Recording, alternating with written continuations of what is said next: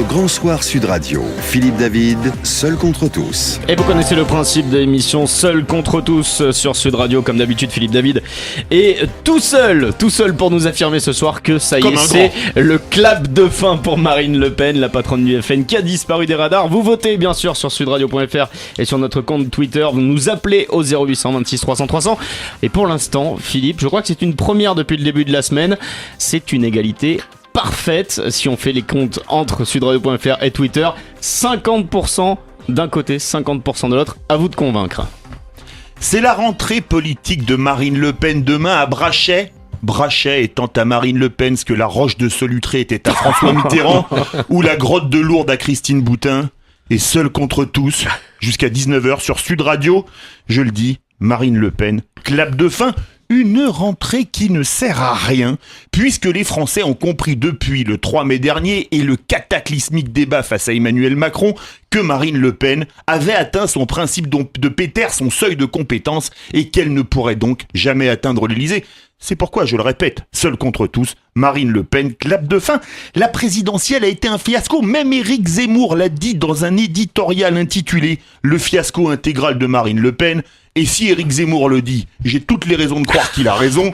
C'est pourquoi je le dis et je le répète, seul contre tous, Marine Le Pen, clap de fin. Ça s'est continué avec les législatives, un fiasco. Seulement 8 malheureux députés, alors que Marine Le Pen avait fait 33% des voix au second tour de la présidentielle. Mais il y a deux problèmes qu'il faut comprendre. C'est qu'il faut se débarrasser du non-Front National et se débarrasser de la famille Le Pen qui servent tous deux de repoussoir pour nombre d'électeurs français. C'est pourquoi, et je le dis et je le répète, Marine Le Pen, clap de fin. Enfin, après 2 échecs à la présidentielle, il faut être capable d'en tirer les conséquences. Et ça rime de tirer sa révérence. C'est pourquoi, je le dis et je le répète, Marine Le Pen, clap de fin. Et vous avez des invités face à vous, je dirais même des détracteurs. Je vous laisse les présenter. Face à moi, Guillaume Bernard, politologue, auteur du livre La guerre à droite aura bien lieu, publié chez Desclés de Brouwer. Bonsoir. Bonsoir Philippe. Bienvenue sur Sud Radio. Et Philippe Murer, économiste au cabinet de Marine Le Pen. Bonsoir. Bonsoir. Et bon courage à vous. Bienvenue sur Sud Radio. Philippe Murer, on va commencer avec vous. Vous savez qu'on est fair play sur Sud Radio. Ouais. Marine Le Pen, demain vous allez à Brachet. Les titres étaient pas très fair play. C'était un peu violent, quoi, là, franchement. Bon, je sais que vous adorez exagérer, mais heureusement que vous partez en week-end, sinon vous allez faire exploser le studio la prochaine fois. Alors vous partez à Brachet pour voir le clap de fin? Non, on part à Brachet pour la rentrée politique de Marine. D'ailleurs, Marine est rentrée en fait hier, au moins médiatiquement, puisqu'elle a parlé sur TF1 de la refondation qu'elle voulait, de son appréciation sur la campagne, sur ce qui se passait avec Macron en ce moment.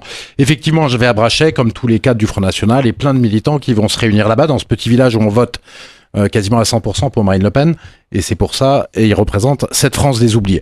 Mais voilà, Marine Le Pen a reconnu que le deuxième tour aurait pu mieux se passer, mais vous avez tout noirci. Elle a quand même, vous oubliez juste l'histoire, parce qu'il faut un peu se situer dans l'histoire. Marine, quand elle a repris le parti en 2011, il était à 10%.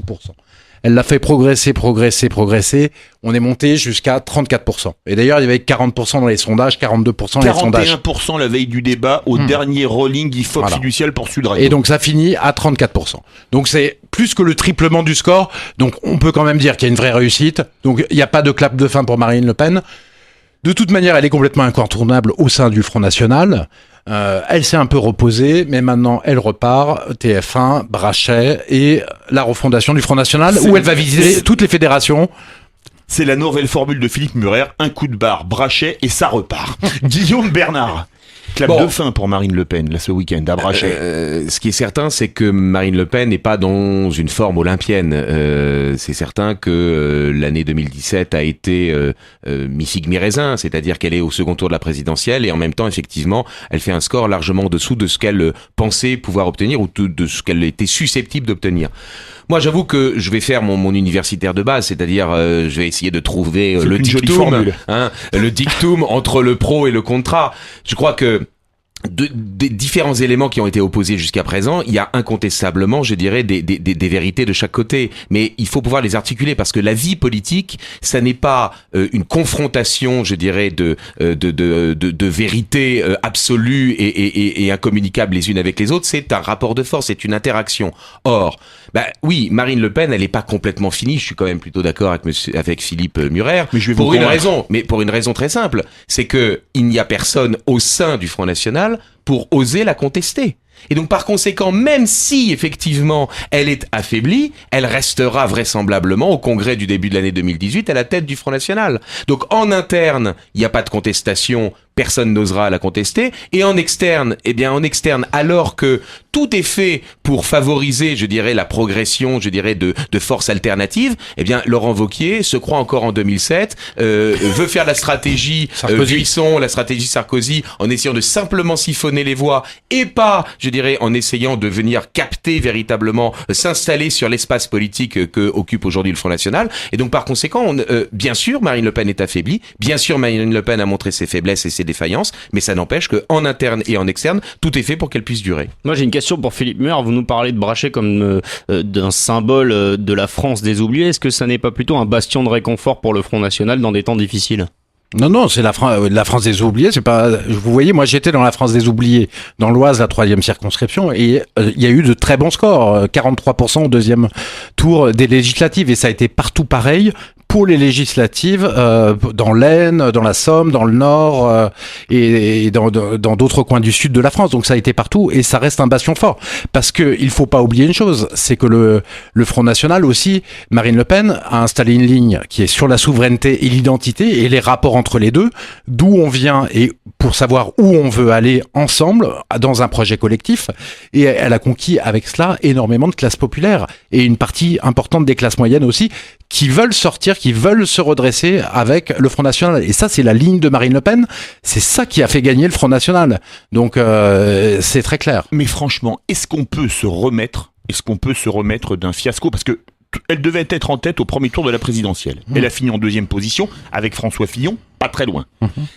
Elle était à 41% la veille du débat pour le rolling IFOP fiducial pour Sud Radio. Elle a fini à 33%. Et Philippe David a en plus souligné une chose très intéressante, c'est que ça fait 2 fois d'affilée qu'elle est défaite à la présidentielle. Généralement, on se retire dans ces cas-là. Oh bah non, il y en a qui sont présentés beaucoup plus que ça. Mitterrand, il a essayé 2 fois avant d'être président. Mitterrand et Chirac aussi. Et Chirac de la même manière voilà. 88 échecs, 95 victoires. Oui, alors, vous savez, il y a quand même, il y a les spirales progressives, il y a les cercles vertueux et puis il y a les spirales dépressives.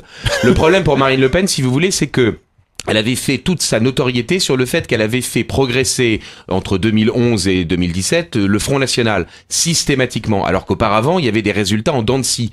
Un très bon résultat, une chute, un très bon résultat, une chute.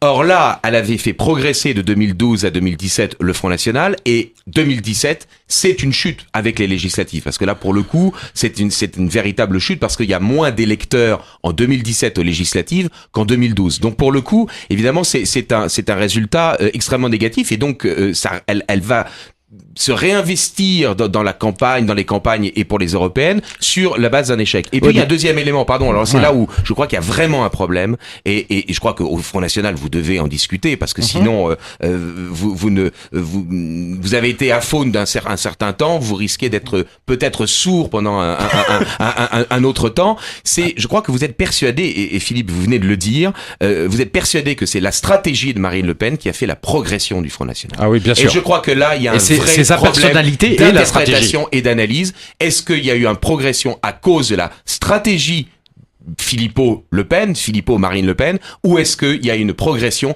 parce que le discours du Front National correspond aux circonstances du pays? Moi, je suis plutôt d'avis que c'est parce qu'il y a une concordance entre le discours traditionnel du Front National et le pays qui a eu cette progression, et pas parce qu'il y a eu une modification du discours. Alors ça, je suis pas du tout d'accord. Il y a effectivement, maintenant tous les Français sont de plus en plus d'accord sur le thème de l'immigration. On a 70% des Français qui sont convaincus, qui sont avec nous. C'est pas pour autant qu'on a 70% de voix. Ce qui montre la complexité pour obtenir des voix. Alors qu'on est le seul parti qui propose un programme vraiment sérieux sur ce sujet-là. Tous les autres ont montré qu'ils voulaient rien faire sur ce sujet.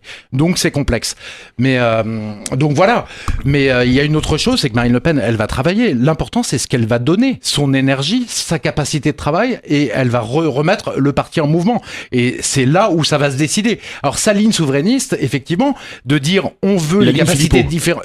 Non, qui est la ligne Marine Le Pen, Philippot. Ils ont la même ligne. Après, il y a des nuances. Marine défend peut-être plus l'identité. Parce qu'il y a personne. Non, il y a des nuances parce que Marine Le Pen défend plus l'identité que Florian. C'est plus son sujet de prédilection, même si Florian est dessus. Mais ce sujet-là, c'est ça qui a attiré les classes populaires. Vous attirez aussi les classes populaires à vous quand vous avez un programme qui leur correspond. Et c'est ça qui commence à attirer les classes moyennes. Les classes moyennes, on les a attirées aussi parce qu'on est sorti d'économie et immigration et on a mis écologie, santé, école et là on leur parle. Mais je vais poser une question au politologue Guillaume Bernard. Comment est-ce que vous expliquez, parce que moi j'ai du mal à le comprendre, à part Emmanuel Ménard à Béziers et Louis Alliot dans les Pyrénées-Orientales, l'arc méditerranéen c'était les bastions du Front National pendant 30 ans, fiasco sur tout l'arc méditerranéen, et victoire dans des bastions ouvriers, c'est-à-dire notamment dans le nord de la France. Ça veut pas dire que le FN il a abandonné l'identité pour être uniquement sur le social ? Alors, c'est un peu ce que disait Zemmour dans sa tribune. Non, elle est très compliquée, votre question, Philippe. En fait, le problème, si vous voulez, c'est que un électeur, il vote pas forcément et exclusivement en fonction du discours qu'on lui tient. Il utilise le bulletin de vote aussi par rapport aux autres partis politiques. Il est incontestable que l'adhésion au Front National a, depuis une vingtaine d'années, progressé. C'est-à-dire qu'on n'est plus uniquement avec un vote protestataire, on est avec un vote d'adhésion. Tout le problème est de savoir une adhésion à quoi ? Est-ce que l'électeur, il adhère à, pour simplifier, la préférence nationale, ou est-ce que l'électeur, il adhère à, je dirais, un discours jacobin ? Voilà, pour simplifier, parce que le souverainisme, voilà, la version jacobine, je dirais, du discours Marine Le Pen, Florian Philippot. Incontestablement, je crois que c'est parce qu'il y a des enracinements locaux, parce qu'il y a des, des personnalités qui apparaissent comme étant plus, polyvalentes, elles peuvent être élues, que simplement lorsqu'elles sont trop marquées par simplement un aspect du discours. Et si je me permets, il y a des changements sociologiques. C'est-à-dire qu'on voit par exemple à Versailles, le bastion de la manif pour tous. On voit que finalement, alors qu'il y avait un excellent candidat qui est François-Xavier Bellamy, qui est quelqu'un de remarquable, on voit que finalement c'est En Marche qui gagne. Et c'est même pas les Républicains. Et pareil dans le 7e où ils perdent une circonscription imperdable, avec NKM qui perd largement. Peut-être qu'ils n'avaient pas la bonne candidate non plus. Peut-être, mais peut-être que c'est simplement, quand on regarde, En Marche a beaucoup gagné et qu'il y a une partie de l'électorat républicain qui est en grande porosité avec En Marche, et c'est pour ça qu'ils arrivent à gagner à Versailles et dans d'autres endroits. Et ça, c'est un thème fondamental. Vous avez dit En Marche, vous avez entendu la matinale de Sud Radio ce matin ? Sous couvert d'anonymat, un de vos homologues cadres du Front National a dit il y en a qui sont en marche, nous on est en panne. On va marquer une pause là-dessus sur Sud Radio. Je vous rappelle ce que défend Philippe David ce soir. Clap de fin pour Marine Le Pen. Et pour l'instant, vous répondez pas d'accord avec Philippe à 56% sur sudradio.fr. Mais je suis certain que ça va changer. On va vérifier ça après la pause. Vous continuez de nous appeler au 0826 300 300 sur Sud Radio.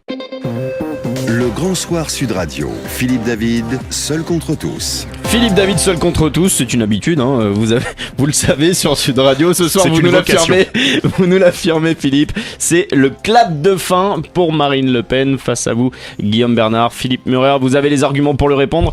Je vous laisse y aller. En tout cas, vous, auditeurs, vous réagissez 0826 300 300 et vous votez sur le site de Sud Radio, sudradio.fr. Philippe Murer, est-ce que il faudrait pas changer de nom parce que le Front National sert de repoussoir et avoir un patron ou une patronne qui soit pas membre de la famille Le Pen parce que le nom Le Pen sert lui aussi de repoussoir. Alors je pense qu'il faut changer le nom, ça c'est très clair, parce que ça sert de repoussoir, c'est-à-dire qu'on n'arrive même pas avec certaines personnes à parler du premier mot. Dès qu'ils entendent Front National, ils ont fermé les écoutilles, ils ont fermé les oreilles, ils écoutent plus. Donc il faut absolument changer de nom. Après, c'est une question de professionnalisme. Envoyer les gens les plus professionnels possibles, ce qu'on fait de plus en plus, former les gens, être organisé, faire un travail de fond pour convaincre les gens. Parce que la politique, c'est les convaincre sur tous les sujets, sur les sujets techniques comme sur les sujets politiques, mettre la nation au centre, faut les convaincre. Mais quand même, vous parlez de professionnalisme. Le débat, il n'avait pas été préparé avec un grand professionnalisme quand même. Ah, vous êtes dur. Ah non, je suis réaliste. Non, vous êtes dur. Marine a reconnu qu'elle était fatiguée, qu'elle en avait trop fait les jours d'avant, et c'est vrai que c'est le sujet. Et du coup, elle est arrivée au débat fatiguée, quoi. Et donc, c'est le sujet. Mais je veux dire, le débat nous a pas fait effondrer, ça nous a fait perdre des voix, parce que effectivement, elle était pas au mieux de sa forme, et ça, elle l'a reconnu, mais j'irai pas jusqu'à ce que vous dites. Et pour vous, Guillaume Bernard, faudrait pas le nom de Front National et le nom Le Pen, ils servent pas de repoussoir pour des millions d'électeurs? Alors aujourd'hui, oui, on peut considérer qu'effectivement, il y a lorsqu'on présente les idées du FN en aveugle, c'est-à-dire sans qu'elles soient estampillées FN, elles reçoivent une adhésion beaucoup plus grande qu'une fois qu'elles sont identifiées, étiquetées FN. Cela dit, je suis pas sûr que simplement changer l'étiquette FN ou Marine Le Pen, ça suffise. Le fond du problème, si vous voulez, c'est que il y a une opinion publique qui est à droite, qui est à la fois celle du FN et une partie des LR, qui en fait convergent sur tout un ensemble de sujets. Je vous coupe, seuls 20% des électeurs de Fillon au premier tour ont voté Marine Le Pen au second. Ils ont été plus nombreux à voter Macron. Oui, sauf qu'il y en a 25% qui se sont abstenus. Donc ça veut dire que le débat les a sans doute détournés d'aller voter pour Marine Le Pen, mais ils n'ont quand même pas voulu aller voter pour... ils ont plus voté Macron que... Ils ont voté à moitié pour Macron, un quart abstention, un quart pour Marine Le Pen. Et donc ça veut dire qu'il y a quand même la moitié qui a refusé d'aller voter pour Emmanuel Macron. Donc je crois qu'il y a quand même une convergence idéologique et programmatique sur un certain nombre de sujets.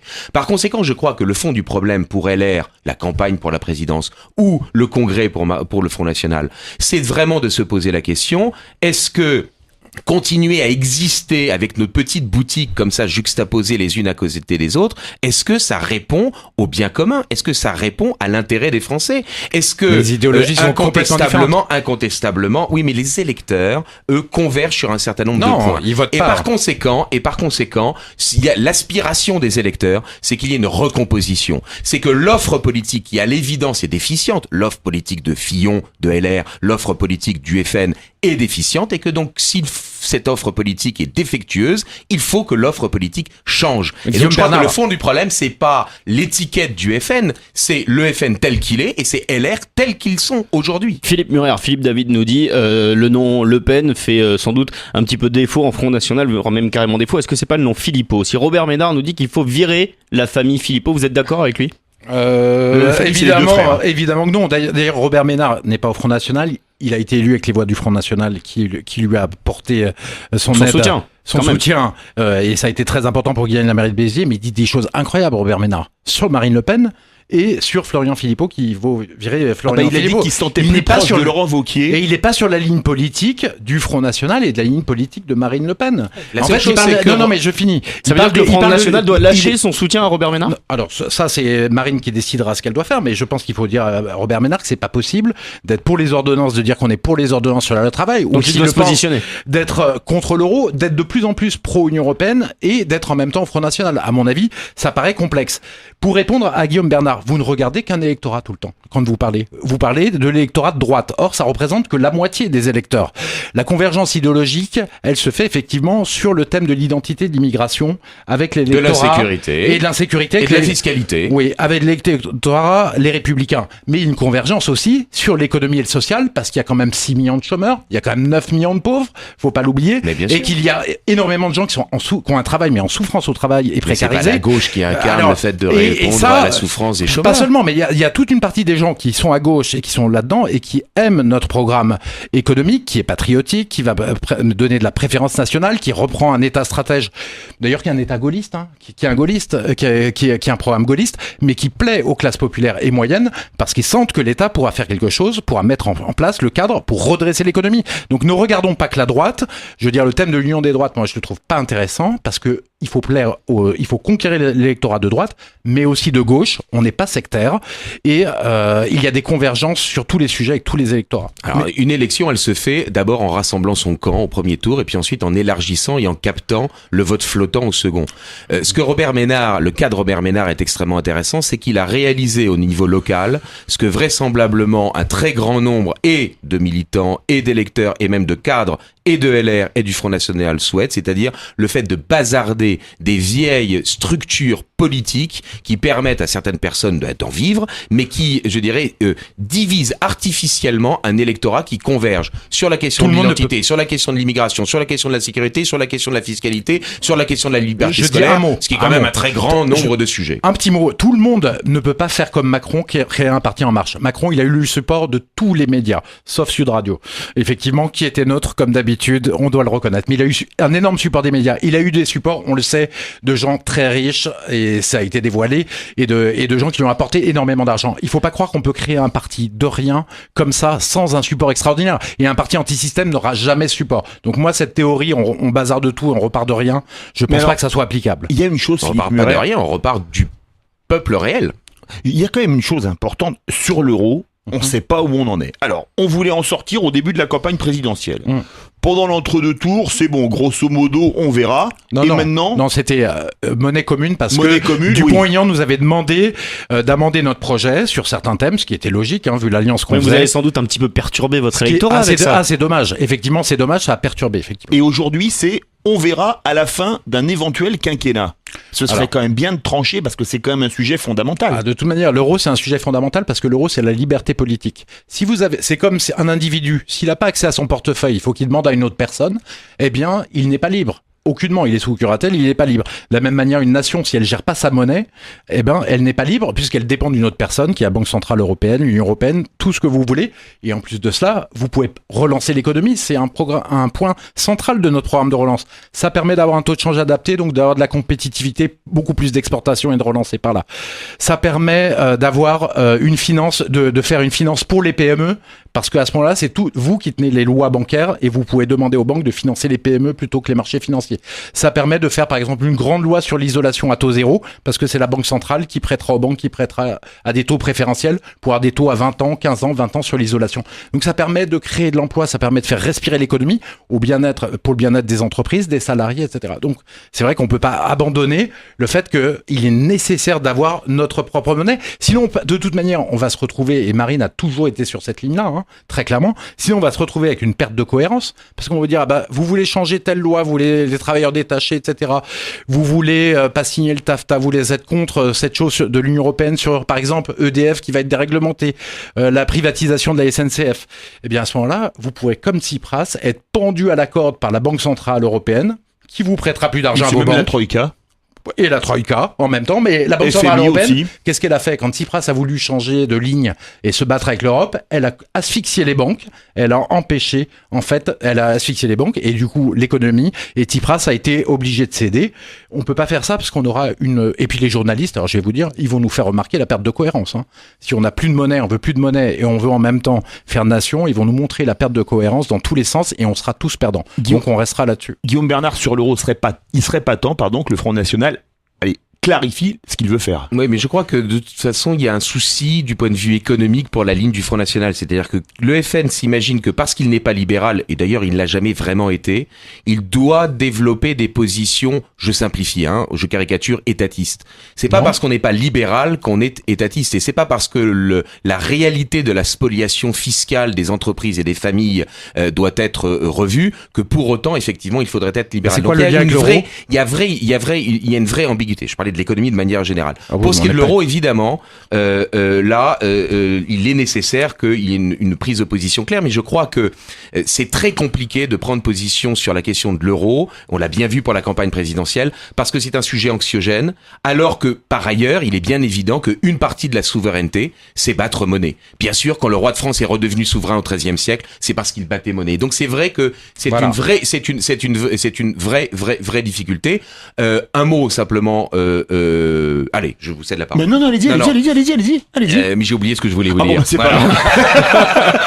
Ça tombe bien, on arrive à la conclusion de l'émission, messieurs. Il reste un peu plus d'une petite minute 30 pour finir. Est-ce que finalement, Philippe Murer, la meilleure chance de Marine Le Pen, c'est qu'il n'y ait personne, puisque Marion Maréchal Le Pen a pris du recul et que Florian Philippot est détesté par une partie des gens au Front National. Non, là, vous Est-ce que ça... Oh non, vous je ne caricaturez. caricature Non, là, je jamais. suis assez d'accord. Je Il y a prendrai pas la parole.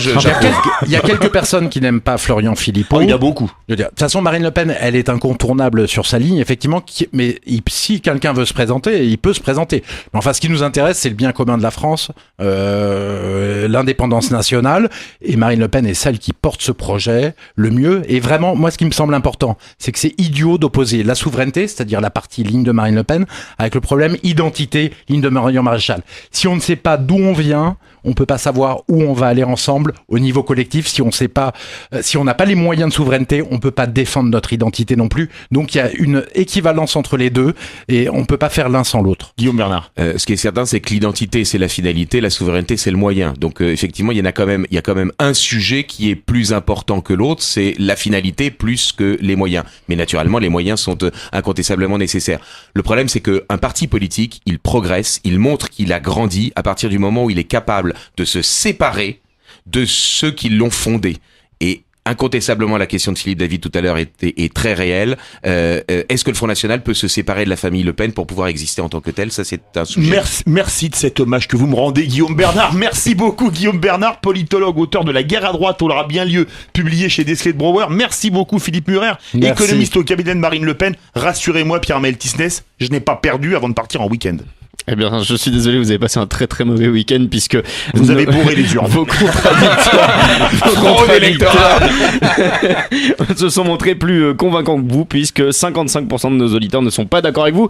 Il n'en est pas encore fini du cas Marine Le Pen sur la scène politique française. Et on se retrouve lundi à 9h30 pour le prochain Seul contre tous. Bon week-end à tous.